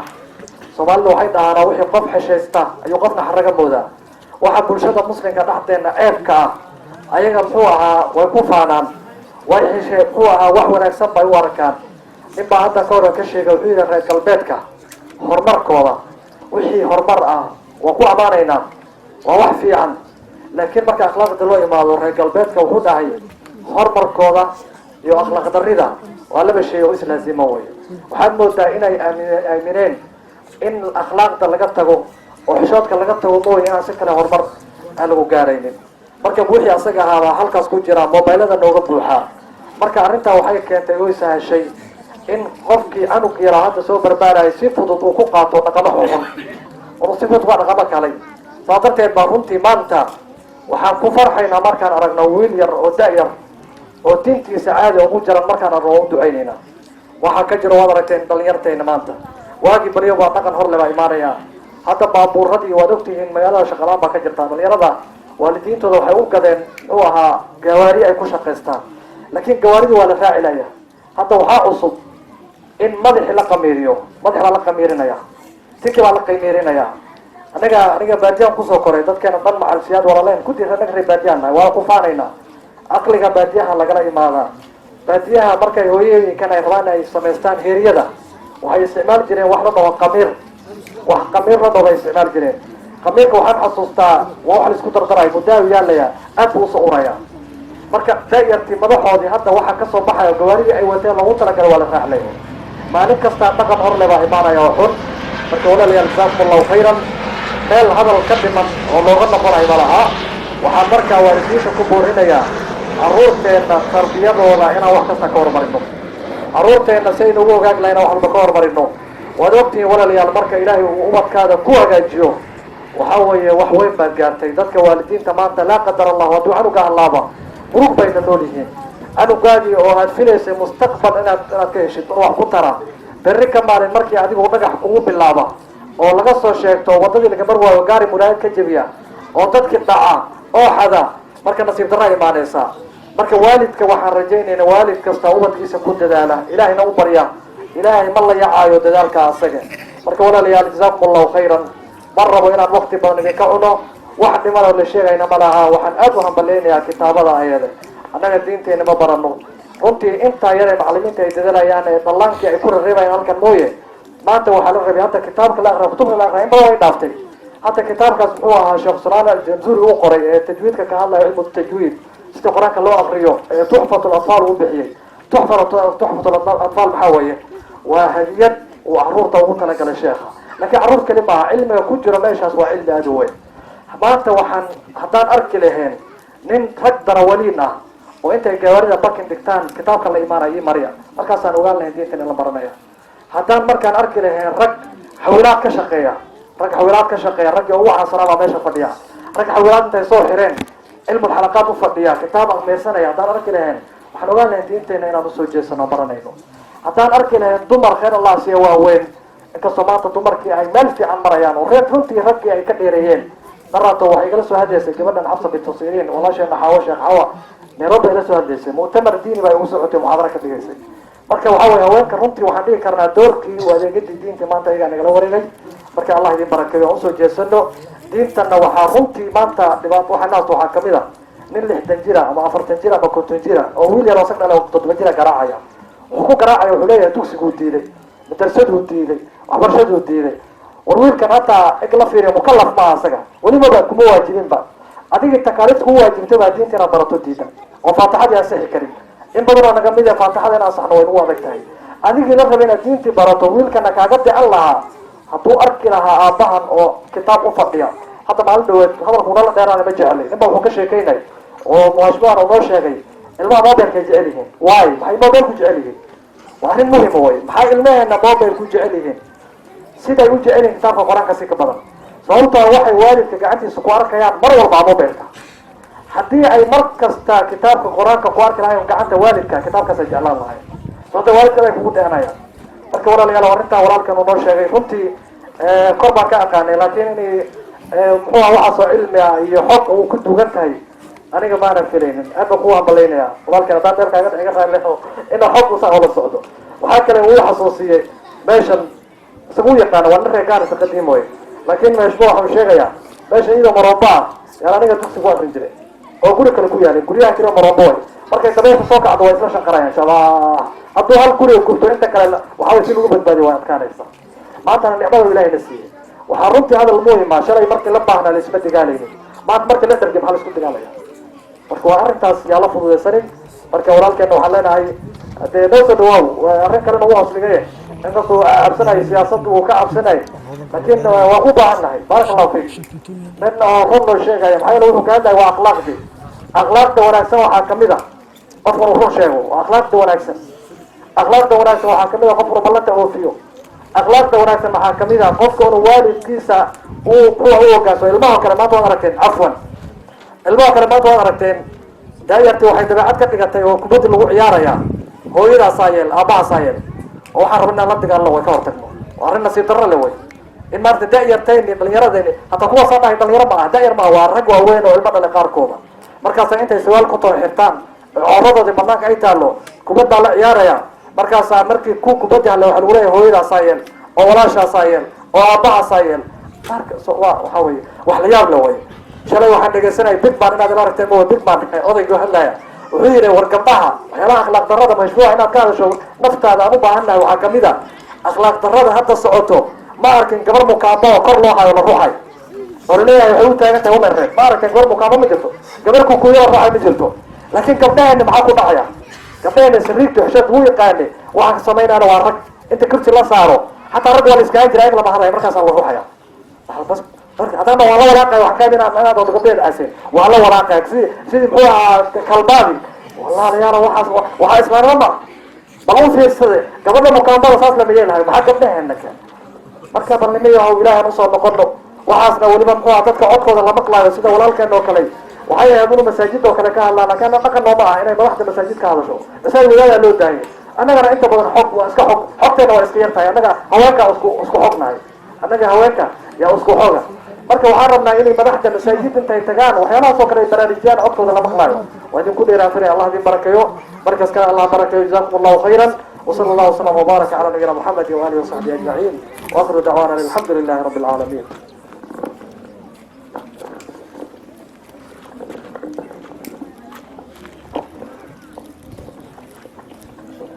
جزاك الله خير شيخنا الله بركاته وعدي يواندي ونسو جدي أنا الله نغيره كل أنفعه waxaan kale oon kelimad siinayaa وبه نستعين على أمور الدنيا والدين صلى الله على نبينا محمد وعلى آله وصحبه وسلم dhammaan waalidiinta macalimiinta dhammaan ardayda madrasat lqalam maxshuumaageena siyaad cafwan waxaan leeyahay asalaamu calaykum waraxmat ullahi tacala wabarakaatu.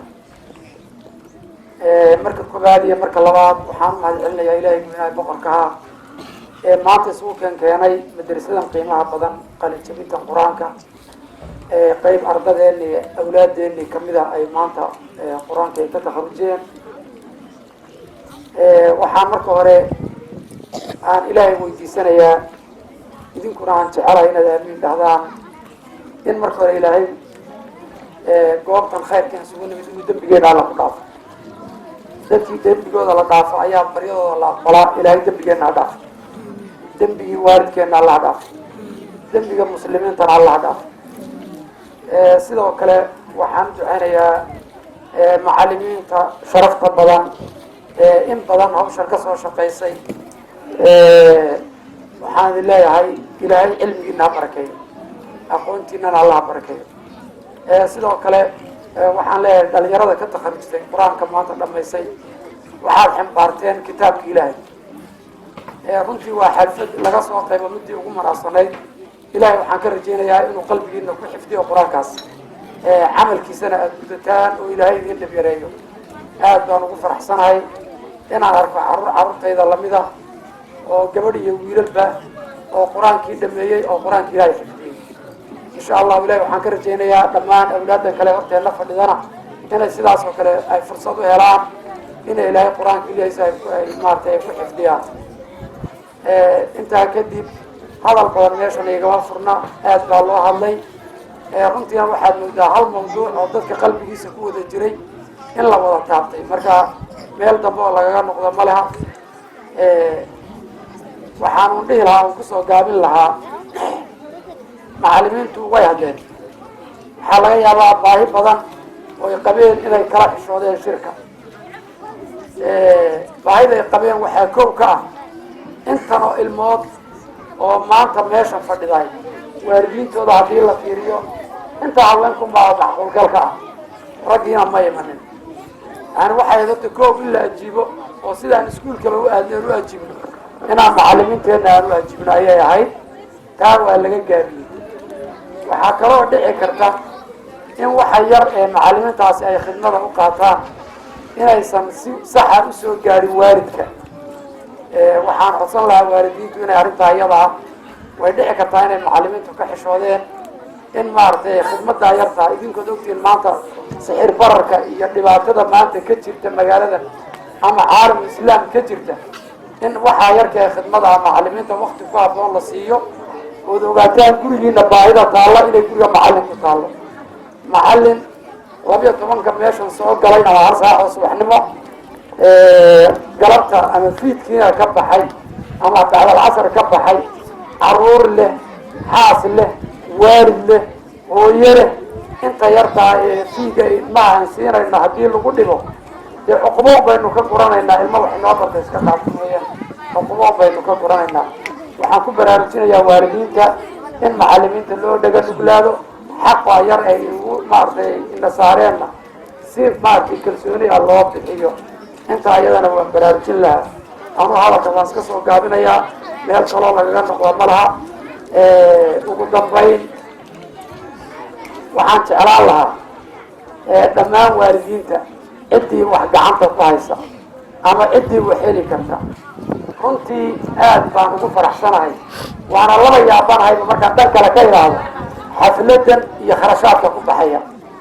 kulley wixii ay naga qaadeen maysan ururinine meel kale miyay wax ka keeneen anuu ma garanayo waxaad moodaa xafladan aad baa loo soo abaabulay ilaa habeen hore biyaa la shubayey gobol baa la ururinayey intanoo kharashaa ku socota waxaa socota miidiyii baa socda marka insha allah waxaan rajaynayaa inaan ku dayano yaasiin siyaad baa inoo bilaabay ciddii kale u heli kartahay laa yukalifu llahu nafsa inaan idinkuna aynu ku dayano oo waxaan heli karna aan bixino waan jeclaan lahaa ugu dambayntii aniga oo ka turjumaya caruurta madrasada iyo dhigata ama taxfiidka kuna hadlaya ninka ugu weyn magaciisa hadda meeshan jooga maanta halkan ka hadlayay cabdiraxmaan axmed waxaan magaciisa ku bixinayaa iyo kuwa caruurtayda lacag 10 kuna oo madrasada aan u sadaqaynayaa waxaana ka rajaynayaa inaad ilaah ugu duceysaan in ilaahayna iyagana soo gaarsiiyo inay meeshaas oo kale soo gaaraan ay qur-aanka ilaahay xambaaraan aad baad umahadsantihiin mar koowaad iyo marka labaadba asalaamu calaykum waraxmat ullahi tacaala wabarakaatu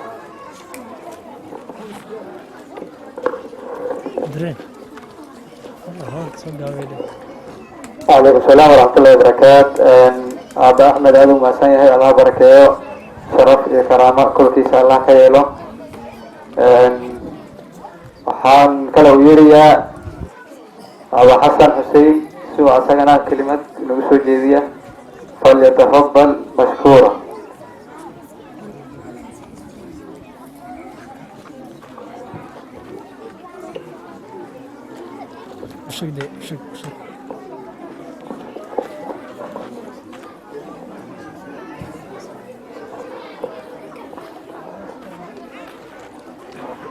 بسم الله الرحمن الرحيم الحمد لله رب العالمين صلى الله وسلم على نبينا محمد وعلى آله وصحبه أجمعين ما بعد إلهي سبحانه وتعالى يا محمد إسكالي allihii iskugu kaaga keenay munaasabadan kheerka badan ee ku saabsan xaflad qalinjabin ah markazulqalam. dhammaan waxaan salaamayaa dadka halkan isugu yimid, macallimiinta, mushumaga halkan ka hadlayay siyaad ma garanayo, laakiin macnaha magaciisan hadda maqlayay. dhammaan waalidiinta meesha isugu timid, rag iyo dumarba leh.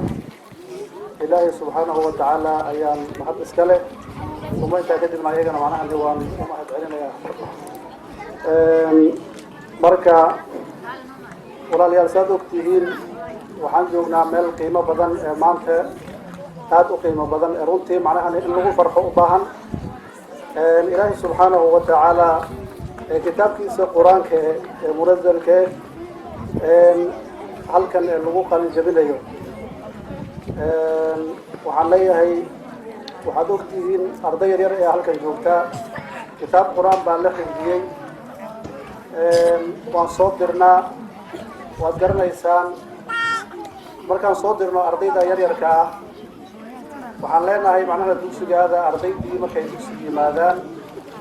arday aanan waxba garanaynin si wax loo qoro aanan garanaynin baan soo diraynaa, si qalinka loo qabsado aanan garanaynin.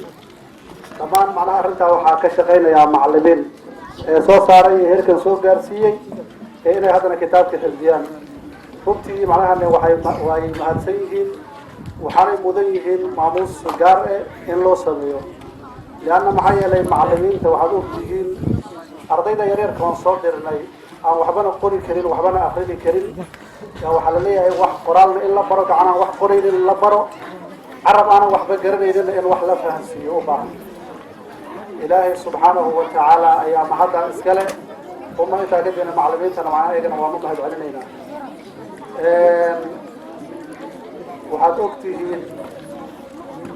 waxbarashada hadda maanta in badan baa laga hadlay, akhlaaqiyaadka laga hadlay. wax hadda dhiman oo hadda aan garanayo ma lahan. soomaalida waxay tiraahaa waan hadle un keli looma hadle, laakiin hadal baa haray baa loo hadlaa. marka hadda waxaad halkan ku dhiman oo hadda aan garanayo ma lahan. waxaan leeyahay ilaahay subxaanahu watacaala ardayda yaryarka ah ee hadda maanta xafladda halkan qalin jabinaysa iyo kuwa soo socda dambe ee halkan ku waxbaranayo waxay u baahan yihiin runtii dadaal gooni. kuwan hadda maanta baxay waxay mudan yihiin in sidaa lagu sii daayo ma ahan. waxaa dhacdaa inta badan inay ardaydii ay halkan ay macnaha qur-aankii ay xifdiyaan, waalidiintii ayaa markay qur-aanka xifdiyaan ayay ku wareegayaan.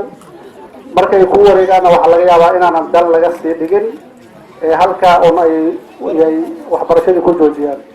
maanta markaa isbarbar dhigto ardaydan wax diiniga barato iyo kuwa maadiga barto, markaad maan isbarbar dhigto wax badan baa macnaha yaa qofkii wax garanayo uu dareemi karaa. lianna maxaa yeelay dadkii isku sifaad ma ahan, isku labis ma ahan, isku akhlaaq ma ahan. waxyaalo badan baa marka kala gedisan. waxaan leeyahay macnaha dadka macnaha muslimiinta ee waalidiinta aan kula talinayaa oo aniga aan kamid ahay ka koowahay in ardayda aan barno diinta aan kula dadaalo. qofka maadiga wuu baran karaa, inaanan maadigii aan gacan midig aanan ku qabanin, diintiina aan ku qabanay gacan bidahaya in badan bay dhacdaa. macallimiinta hadda maanta waxay ka hadlayeen ardaydii waktiyadoodii macnaha waxbarashada ay ku maqan yihiin, maadigii ay ku maqan yihiin iskuulaadkii, iyo waktiga yar oy leeyihiin oo halkan ay ku leeyihiin oo macnaha ay wax ku bartaan, waktigii baa laga sii dhexgelayaa mar kasta. oo waxaa la leeyahay ardaydii markuu ka yimaado iskuulkii tuushan baa u jooga halkaas, halkaa inuu haddana uu ku waxbarto wey. canugiina waxaa la rabaa macalinkii waxaa la dhahayaa in aan maxaa la dhihi jiray cunugaydi muxuu wax u baran layahay. canugii waxba ma garanayo, macalin canugii macnaha nin wax fahmayo ma ahan. maxaa yeelayaa waktigii adaa ka cunay, haddaad waalid tahay waktigii adaa ka cunayo canuga ee macalinka eed ma lahan. waktigii aad u qaybisay qaybna aad iskuul siisay, qaybna aad siisay macnaha dugsiga, qaybtii iskuul dugsiga u lahaa baad haddana sii qaybiso haddana aad kasii dhex gashay arrintaa waa arrin macnaha in badan dhacdo waanay jirtaa arrimaha iyaga macnaha waxaa la doonayaa waalidka inay ka waantoogaan inay macnaha waqtiyadii ay u qaybeen waqtina iskuulkii ay yeeshaan haddii iskuulkii ilmihii ay dhiganayaan waqtina ay yeeshaan inay dugsigii waqtigiisa aan laga dhexgelin canugii macnaha saacad yar 10 saac uu ka soo baxay iskuulkii dugsigii buu soo aaday ama 10 saac baa waxaa laga dhexgalay macnaha naadara tuusha lasii dhexgeliyey sabti axad buu macnaha waxaa laleeyahay wax baranaya sabti axadna kuma filno qur-aanka waan ognahay wuxuu u baahan yahay waxbarasho wuxuu u baahan yahay akrin badan wuxuu u baahan yahay macnaha qofki inuu qur-aankii u xifdiyo marka waxaan leeyahay waqtiyada iskuulka aan siinay iyo waqtiga dugsiga aan siinay aan kala garano macallimiintana macnahana waxaan leeyahay ilaahay subxaanahu watacaala ayaa idinka ajirsiinayaa lianna maxaa yeelay waxaad baraysaan waa kitaabkii qur-aanka ahaa ardayna ninkii wax baray ama garanaya cidaan waxba aanan barin ama arday ama dugsi aanan soo dhigin madaaris aanan soo akrinin waxbarashadooda ma garanayso qofkii diinta yaqaanana macnaha wuu garanaya ardayda macnaha waxbarashadooda iyo qaabka ay leeyihiin iyo macalinka dhibaatada uu ku qabo marka waxaan leeyahay oon kusoo gabagabaynayaa ardayda yaryarka ee hadda maanta qalin jabinayso ee halkan macnaha ku qalin jabinayso dugsigii hadda maanta way ka takharujayaan way ka baxayaan inaanan la sii daynin in gacanta lagu hayo waxbarashadoodii hor loo sii wado maxaa la dhihi jiray tacliimaadkii khayriga ee macnaha meelaha lagu sii waxbarto in la geeyo ayay u baahan yihiin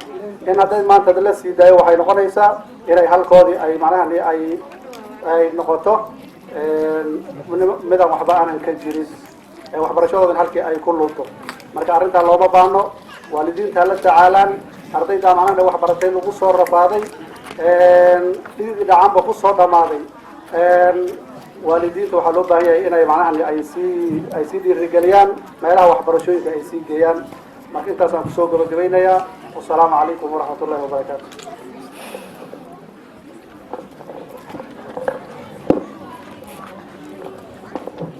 وعليكم السلام ورحمة الله وبركاته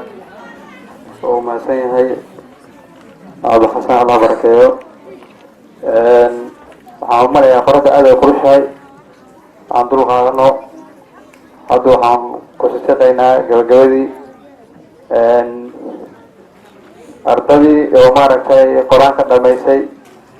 yaan maaragtay shahaadooyinkeedii aan siinaynaa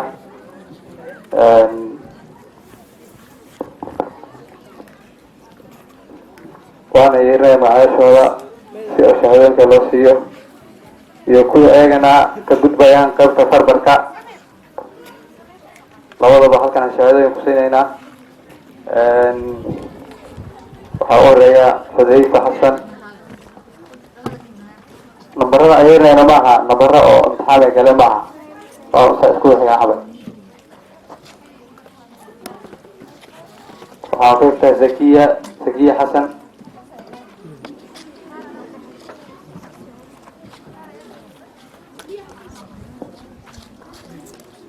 cabduladuud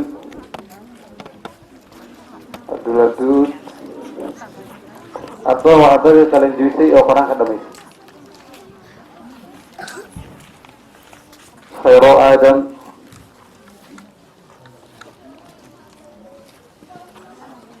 maxamed amiin bawahir muscab cabdilcaziiz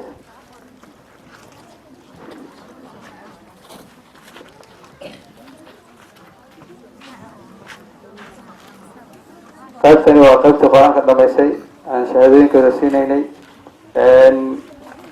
haddana waxaan u yeerayaa qaybtii farbarka ka baxday oo ayagana shahaadooyinka saa u siino waxaan u yeerayaa luqmaan cabdinaasir soo dhawaada luqmaan saadaan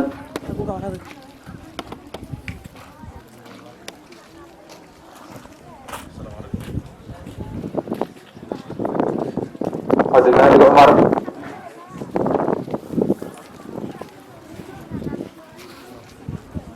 ساعد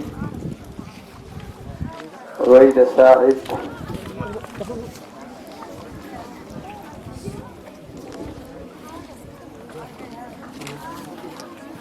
dhanka gabdhaha Rayaan Cumar Yuusuf Rayaan Cumar Yuusuf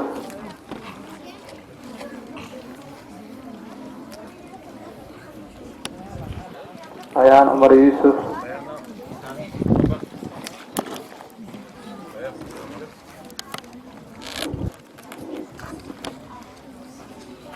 Hafsa Maxamed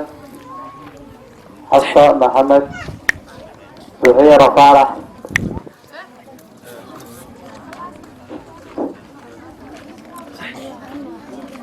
Zuhaira Faarax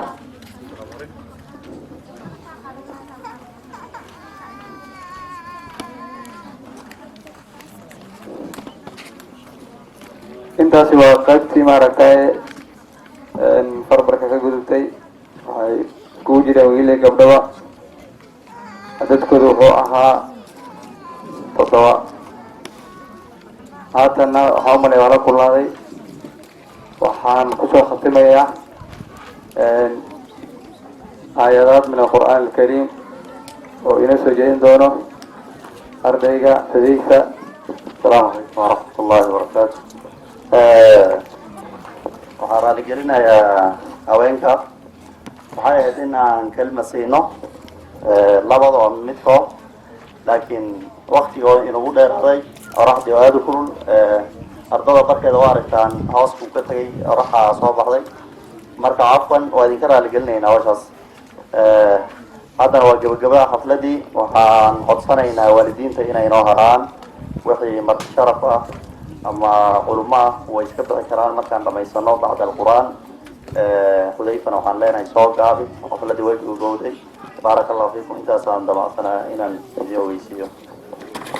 بالله من الشيطان الرجيم ليس البر أن تولوا وجوهكم قبل المشرق والمغرب ولكن البر من آمن بالله واليوم الآخر والملائكة والكتاب والنبيين وآتى المال على حبه ذوي القربى واليتامى والمساكين وابن السبيل والسائلين وفي الرقاب وأقام الصلاة وآتى الزكاة والموفون بعهدهم إذا عادوا والصابرين في البأساء والضراء وحين البأس أولئك الذين صدقوا وأولئك هم المتقون يا أيها الذين آمنوا كتب عليكم القصاص في القتلى الحر بالحر والعبد بالعبد والأنثى بالأنثى فمن عفي له من أخيه شيء فاتباع بالمعروف وأداء إليه بإحسان ذلك تخفيف من ربكم ورحمة فمن اعتدى بعد ذلك فله عذاب أليم ولكم في القصاص حياة يا أولي الألباب لعلكم تتقون كتب عليكم إذا حضر أحدكم الموت إن ترك خيرا الوصية للوالدين والأقربين بالمعروف حقا على المتقين فمن بدله بعدما سمعه فإنما إثمه على الذين يبدلونه إن الله سميع عليم